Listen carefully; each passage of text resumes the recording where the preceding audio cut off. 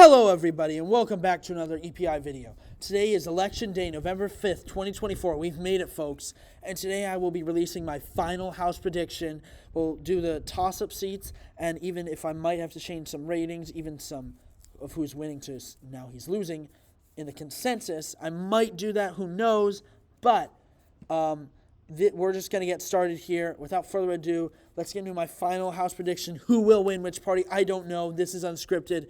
I just have strong convictions on the individual districts, so let's get to it. I won't even see the bar. I'm just going to see other stuff. Alabama, Dems redistricted a seat to gain one. There's nothing there. Alaska. Again, this is a place where Trump won by 10. Mary Peltola also won by 10, though.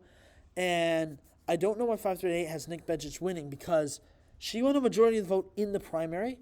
And while it'll probably be more favorable to Republicans, she is such a good incumbent, has a special connection with Alaskans.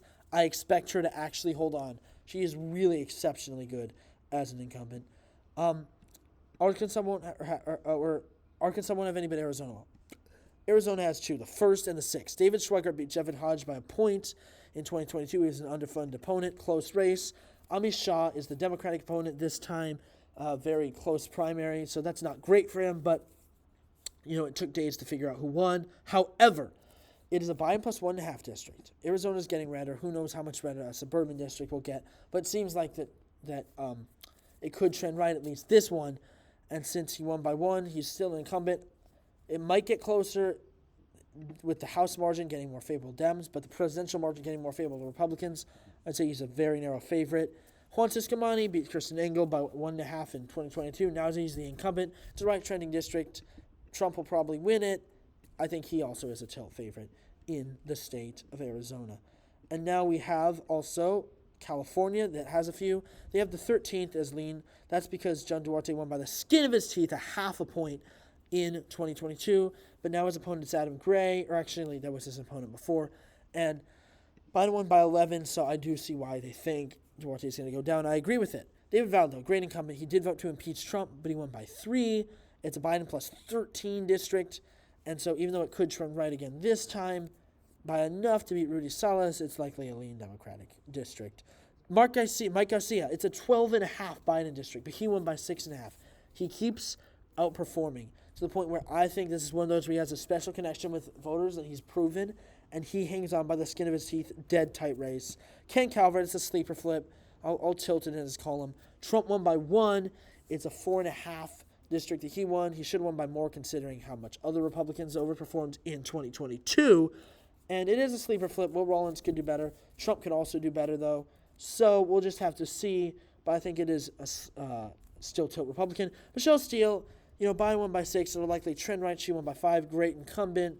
She'll likely win, but it's tilt. These are all super close. California's 47th, Katie Porter. It's Biden plus 11. She won by 3, but she unsuccessfully ran for Senate. Dave Mins now the opponent against Scott Bauer, her former opponent. And the interesting thing about this race is that while it's an open race, it's still a deep blue district or not deep blue, but blue, 11 points. It's still lean blue for Dave Min. It really does seem that way. So that's California.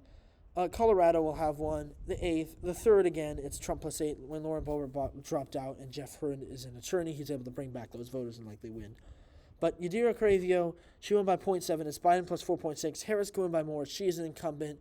She has stuff in her side. She has favorable, I guess you could say, fundamentals to look at. If you click into this, you can see that even in the polls, Emerson College is on partisan polls, so she's up by 2. So, it's definitely not looking terrible for her. It's looking a little bit on the bright side. So this is one that I'd say tilts into her column. I don't want to show the line. And then Connecticut won't have any of the 5th as a sleeper flip, but it likely won't. Delaware, no. Florida, no. Georgia, no. Hawaii, no. Idaho, no. Illinois, no. Indiana, no. There's a lot, no. Iowa will have some, though. It has the 1st and 3rd. First is overrated because it's Trump plus 3. He'll probably win by more. She won by 7. Great incumbent, right trending. I really don't know how this is that close. This 3rd, I get it. Trump will probably, again, win by more than 0.3. He won by 0.7. He's an incumbent. It's going to be right trending. This is tilt, but again, I would expect Zach Nunn to pull it off. So I would still expect Iowa to fully go Republican. Kansas won't have any. Kentucky won't. Louisiana won't. Dems redistricted one to gain one. Maine has its race. the 2nd. So Jared Golden won by 6, Trump won by 6. He's an exceptional incumbent. Austin Theroux is a challenger this time. And while Trump might even win by more, by the skin of his teeth, I will still have Jared Golden hang on because he has such a good connection with the voters that he's proven of Maine's 2nd district that I would say, you know what, I'm going to give it to him. Maryland won't, Massachusetts won't, but Michigan will have 2. The 10th, I don't know if that's tilt. To be cautious, I'd put the 10th in a lean, or tilt. I don't know why it's lean. I put it in a tilt to be cautious. Trump won by 1. He could win by more, likely. John James won by half a point. He's in a, they have underfunded Carl Marlinga, his opponent, last time, so there is that. It's still very narrowly tilting in John James's column. The 7th and 8th, Alyssa Slotkin's obviously the nominee for Senate, and I predicted her to win. But look, Harris won by half a point. It's right trending, so Trump will again likely win this district.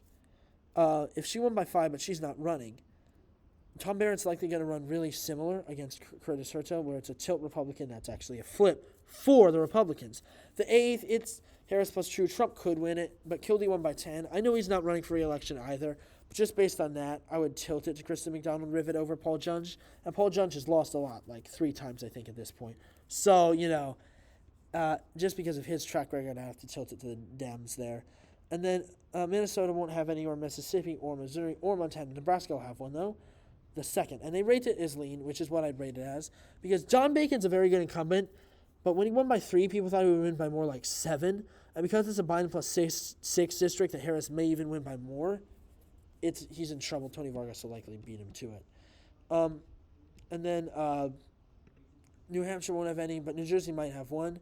Yeah, so they rate the 7th as lean. I'm going to be cautious and put it as tilt. It could, again, because New Jersey seems to be a bit better for Trump than last time, trend right. He's an incumbent this time. He can probably beat Sue Altman, but it's probably going to narrow up, so I'm going to leave it as tilt. But he is a good incumbent, definitely. There, Tom Keene.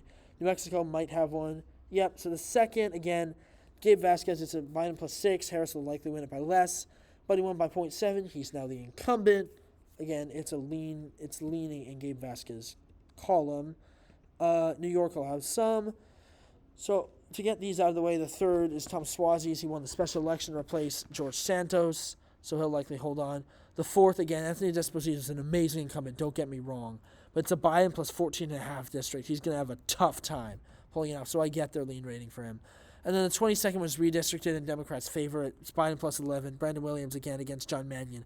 He'll also likely have a tough time. So these are all 3 flips from the 2022 results for the Democrats. But what's left, well, we still have the 17th, which they even rate as lean for Lawler. I'm going to put it as tilt to be more cautious, under 2.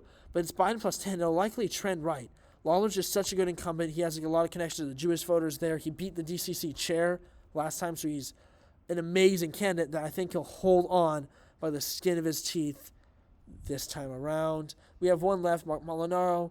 Again, if Biden won by 4.5, it's very possible Trump could win this, and Mark Molinaro is an incumbent. He'll very likely, not very likely, but it's very likely it'll be tilt either way, and that he'll win. The tilt is more likely than not, in my opinion.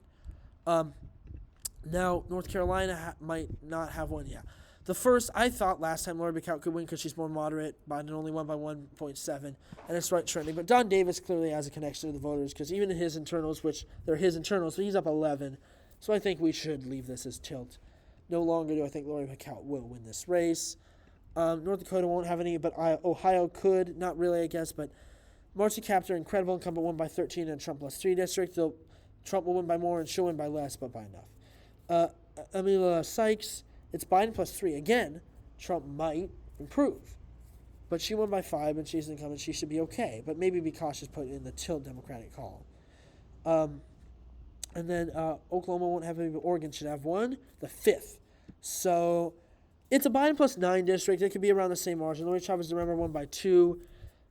Against Jamie McLeod-Skinner. Janelle Bynum, a bit more of a moderate Democrat. It's still a big Biden district to the point where it does seem that by a tilt margin, Janelle Bynum will be able to pull it off with Harris's coattails. And then Pennsylvania will have some. It has, that's weird that they have the 8th and the 7th as this and the 10th not. I don't know how the 10th is super competitive. I know Scott Perry is not a great incumbent, but Trump won by 4. He'll likely win by more. Scott Perry won by 7.7. It's a tilt Republican seat. And then the 7th, it's Biden 0.6. Trump could win it because Northampton's swinging right. but still likely hold on by a tilt margin to be cautious there. I don't get how Matt Cartwright is lean Democrat. I actually think it's tilt Republican. I think they're just wrong with the consensus here. This is a little bit of a weird consensus. Trump won by 3. Harris is really not a good fit for northeastern Pennsylvania, so will likely win by a good amount more, just enough to bring Robert Bresnahan over the top. It is a really close race, though. I wouldn't be stunned if Cartwright won. Rhode Island won't have any, neither South Carolina or South Dakota or Tennessee or Texas or Utah or Vermont. Virginia, I don't know if Virginia will have one, but no. But the second makes sense that it's leaning Kiggins because it's Biden +2. Trump could win it because, again, Virginia's trending to the right. She won by 3. She's a good incumbent. Same thing with Spanberger. She's retiring, and although Biden could win by less, her winning by 4.7 still shows it does lean Democrat, even if it could get closer. West Virginia won't have any, or Wisconsin likely won't, and Wyoming obviously won't. So, with that, let's check my prediction. I literally have no clue who won. And the winner is the Republicans by 1, and it looks like I missed one race. Oh, Washington's last one. I missed Washington's last race. So Washington's third. Again, this is a race that Trump won by 4. She won by 0.8. She caught Republicans off guard. Most shocking upset in the whole cycle.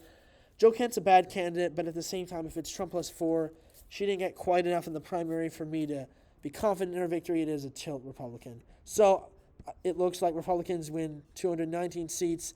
Dems win 216. You can look at the final map there. That is my final prediction for all these races. I hope you enjoyed watching this video. Please suggest other videos for me to make. This is my final prediction on the House.